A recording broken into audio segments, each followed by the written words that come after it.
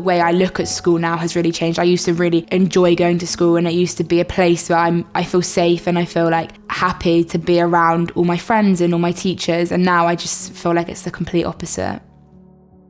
My name is Abigail Miranda, and I'm an educational and child psychologist. I feel like we are experiencing a mental health crisis at the moment. It's not something that's happened suddenly, but I've seen it happen over time, that more and more young people are struggling with their emotional well-being. I do think the world is facing a mental health crisis. With coronavirus, a lot of the issues that have already existed have definitely been exacerbated. Personally, I worked with young people during lockdown online, and the initial reaction was kind of fear of having to spend this amount of time at home with the family and away from their friends. Towards the end, just before the summer, I found a lot of my students were getting increasingly more depressed, more despondent, as if they couldn't quite understand how much longer this was going to go on.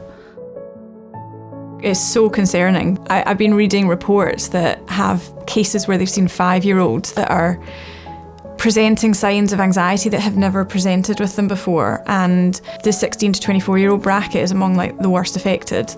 Loneliness is a huge issue, especially amongst young people. 16 to 24-year-olds are the loneliest age group, which I think surprises people because, they're like, we've got social media and all of that, but, staring at a screen, especially kind of filtered reality of what human connection really means. Now I appreciate so much when I'm not on it, and when at school they used to take our phones away, and it used to really annoy all of us because we wanted our phones. Why are you taking them away? And now I appreciate it so much because I can talk to my friends face to face.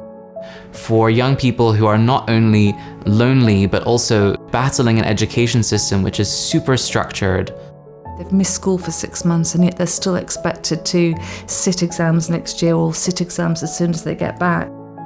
3 in every classroom have a diagnosable mental health condition. If they were to understand how we feel and what we're going through, and the fact that we haven't been at school for so long. For me, I really struggle academically, and to have no proper school for so long and then to go straight into a really important year is really hard.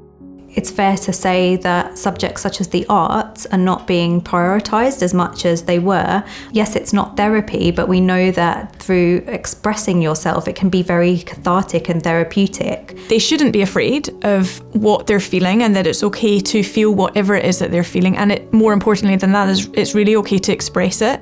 We know that it's a crisis. If we don't start tackling young people's mental health as a priority, we are never going to make this society better. So we need to change how we view mental health as a whole, but also how we view it across different cultures. Beyond is leading this conversation. We have been overwhelmed by the response that the festival has had already. Things like this are so important to spread awareness and for people to understand that they're not on their own. We need to make sure that they realise how important they are. And rather than teaching young people that they should be like this, we need to listen to them. And I think these kind of festivals are fantastic to promote listening to young people.